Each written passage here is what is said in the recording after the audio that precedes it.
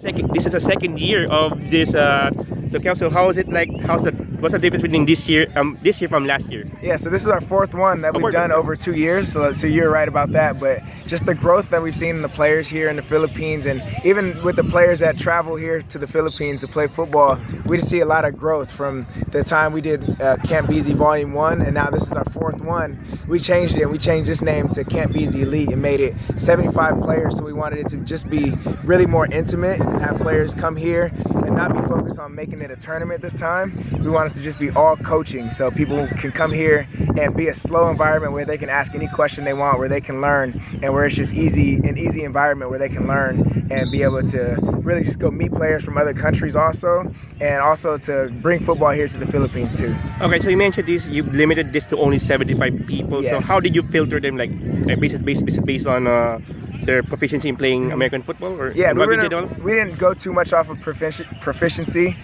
We had our team here, my friends that are really deep in the football community here in the Philippines. We had them choose because they're here year round, so they see the players that first and foremost are working hard and consistent and take the football stuff serious as far as showing up and really showing that they really want to be here playing the game. So we really went off of that, and some other players from Malaysia, from Japan, from Indonesia were also able to travel in. So we just really had people be reached out to, and we saw how serious people take it, and we were happy with inviting them. So you mentioned that you brought in some people from Malaysia, from Japan, and here in Imo. So what was the setup within them traveling here from their places?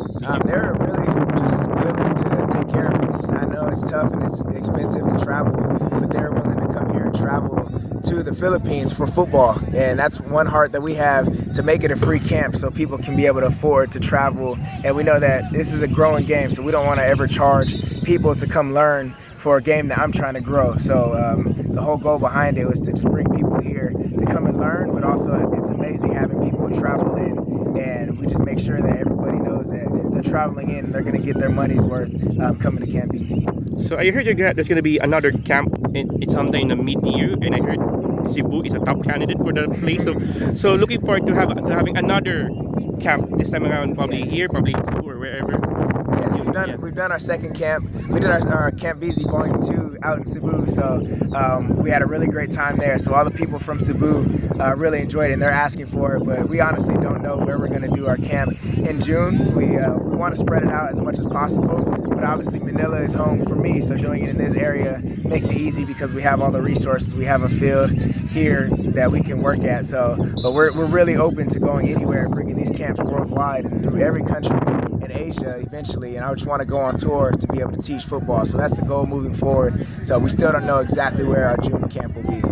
Okay, so you mentioned that you're trying to help grow the sport here in the Philippines, but in 2 years' time, American football, or flag football at least, will be debuting in the Olympics. It's gonna be in SoFi, I believe. So, Right. So in 3 years, how are you looking forward to see some of these guys here in this camp probably make it to the national team? Yes, I think every single person here has the potential to make it onto the national team, to be able to qualify to make it to the Olympics, and I believe that with my whole heart. But that's also the reason that we're coming here, because we want to build the football programs here and let them know that they have to take it serious and treat it as if they're professional athletes to be able to make it to the Olympics. Because growing up in America, I see that football for me was always one of the main things that I had to focus on to be able to make it professional. So that's one of the goals of this whole camp, and every reason we come here to show them the importance of taking this as if it's a full-time job, but also being able to show them that we believe that they will be in the Olympics, starting with the Philippines, and every single person that comes to this camp, whether it's Indonesia, whether it's Japan,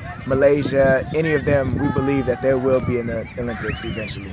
Okay, so let's talk about forming the national team in 2028, because you're not the only player of Filipino lineage who is playing in the NFL, because there's one who made the Super Bowl earlier this month. So are you looking forward to seeing, or actually trying to bring in the Phil-Am guys in the NFL to form the national team, if ever? Yeah, if it's allowed, and obviously if it lines up with the NFL season. There's so many things and so many factors that play into us being able to or to not be able to play in the Olympics. But I know every single Phil Lamb in the NFL, whether it's Nico, whether it's Josh Jacobs, Tyler Algier, and so many more, I know all of them will be willing to play for the national team for the Philippines. But like I said, I'm not sure if we'll be able to do it given our schedule and given the rules if they let professional athletes play in that.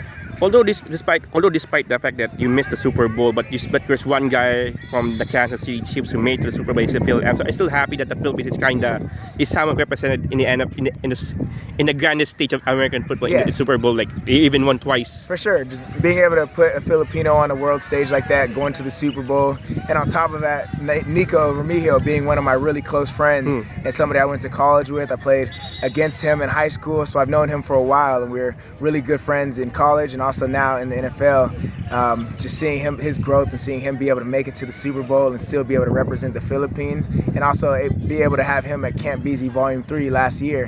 He was here and able to give his knowledge, so he's doing a really good job for the community, really showing what the Philippines is and showing who we are as people, and also coming back here, coming home to show love to the people in the football community here, having him at the camp too. So I'm grateful for him really putting it on a world stage.